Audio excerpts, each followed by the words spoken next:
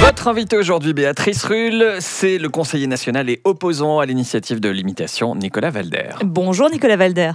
Bonjour. Depuis notre studio parlementaire à Berne, puisque la session d'automne a commencé hier, on va donc parler avec vous de cette initiative dite de limitation. L'UDC qui a lancé en fait ce texte parce que le Parlement a opté pour une application souple de l'initiative sur l'immigration de masse.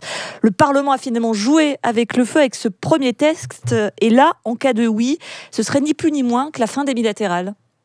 Oui, absolument. C'est un coup près. Hein.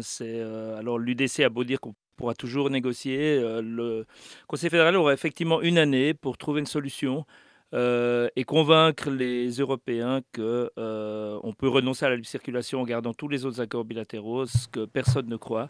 L'Union européenne ne sera pas prête à le faire. On l'a vu de tenir des positions très dures avec la Grande-Bretagne, donc il n'y a quasi aucune chance pour le Conseil fédéral. C'est évidemment une initiative coup près, oui. Reste que le Parlement aurait tout de même une très forte responsabilité, puisque j'ai dit, le Parlement a mis en place une application light de la première immigration. Le Parlement qui a finalement trahi la volonté populaire sur ce premier texte. Non, je ne crois pas que le Parlement ait trahi la volonté populaire. Cette initiative était inapplicable, sauf à enfermer et isoler totalement la Suisse. Dès lors, le Parlement a fait ce qu'il a pu. Le Conseil fédéral également, mais je crois que les Suisses ont aussi été trahis par des initiatives trompeuses. Ce deuxième texte demande donc oui ou non au bilatéral. C'est donc une question pour le moins claire. Mais c'est vrai également qu'actuellement, notre pays entre en récession à cause du Covid.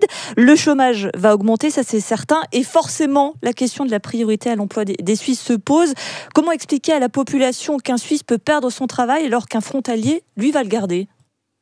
Alors déjà, la question des frontaliers n'est pas totalement liée à la question de libre-échange. Les frontaliers existaient bien avant qu'il y ait un accord de libre circulation avec l'Union européenne. Donc, mais ils ont beaucoup augmenté avec la libre circulation. Ils ont augmenté, mais ils auront augmenté de toute façon. Ils ont augmenté, c'est en lien avec la croissance économique de notre pays et pas en lien avec les accords bilatéraux. Je crois que l'accord de libre circulation a surtout permis à des Suisses d'aller s'établir en Europe et d'y travailler, et à des Européens de venir s'établir en Suisse. Ce qui fait aussi que dans les zones frontalières, comme à Genève, on a beaucoup de Suisses qui vivent de l'autre côté de la frontière. C'est effectivement une des conséquences des accords bilatéraux. Après, je ne crois pas une seconde que le chômage baisserait si, pour les Suisses en tout cas, si on renonçait aux accords bilatéraux et qu'on renonçait aux accords de libre-échange. Le problème, il est évidemment que nous aurions un gros problème économique qui viendrait être ajouté à la crise actuelle. C'est ce que tout le monde annonce. Si les accords bilatéraux, imaginez l'accès au marché économique européen pour les entreprises suisses, ça engendrerait probablement de nombreuses délocalisations au niveau européen. Et là, vous pouvez imaginer les emplois. Évidemment, il n'y aurait plus aucun Suisse dans ces entreprises. Donc la solution n'est pas la bonne. Bien sûr qu'il faut privilégier et offrir des emplois aux Suisses. Il faut protéger le marché. Nous proposons également d'ailleurs un salaire minimum. C'est une des options pour éviter le dumping salarial. Ce sont des propositions intelligentes pour protéger les emplois des Suisses et pas de fermer la Suisse, d'isoler la Suisse, parce que là, la crise économique deviendrait totalement structurelle. Et à titre personnel, j'aurais extrêmement peur de cette situation. Alors justement, par rapport à l'économie, hier, Yves Nidegger, conseiller national UDC, qui soutient cette initiative dite de limitation, était notre invité.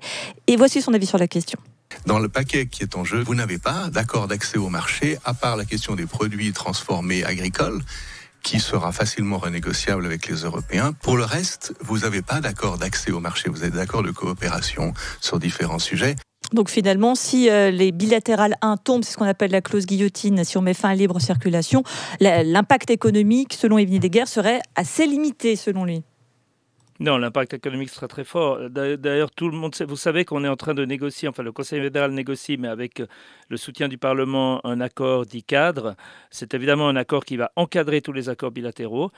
Ces négociations ont lieu en ce moment. Il est clair que si la Suisse décidait unilatéralement de renoncer à la libre circulation des personnes, cet accord serait beaucoup moins positif pour la Suisse. Vous savez qu'évidemment, le grand attrait de tous ces accords, c'est la libre circulation des marchandises et l'accès au marché, donc pour des raisons économiques. Mais il y a aussi toute la question de la recherche. Il y a les échanges au niveau universitaire et les échanges pour les étudiants. Il y a l'accès à des fonds, l'accès à des collaborations au niveau, par exemple, agricole.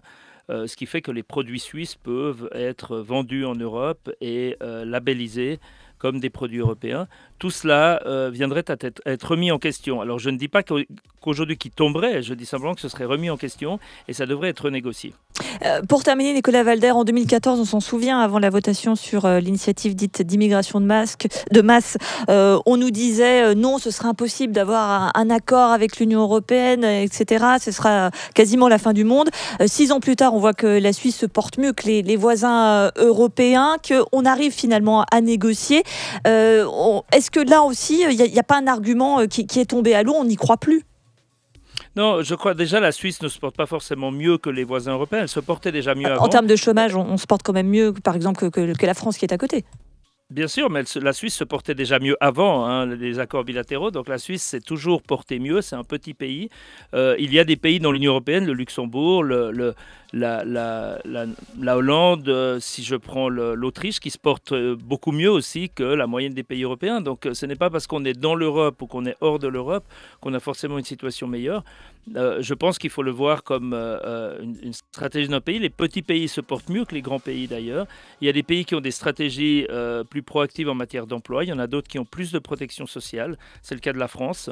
L'Allemagne a un marché plus dynamique de l'emploi, mais par contre, il y a un taux de working poor plus important qu'en France parce qu'il y a moins de protection des salariés. C'est des choix politiques des pays, mais au final, ce n'est pas le fait d'être ou pas dans l'Union européenne qui va forcément affecter le marché de l'emploi. Par contre, oui, c'est le choix d'une entreprise de venir s'établir en Suisse ou de venir s'établir de l'autre côté de la frontière va être totalement lié au fait que le marché soit ouvert ou non. S'il y a des contraintes administratives à l'exportation de marchandises, vous pouvez imaginer que l'entreprise préférera aller dans un autre pays européen. Merci beaucoup Nicolas Walder, conseiller national vert en direct de nos studios de Berne. Merci d'avoir été sur Radio Lac ce matin et merci également à notre correspondant Serge Urbain qui a permis ce duplex. Radio Lac Matin.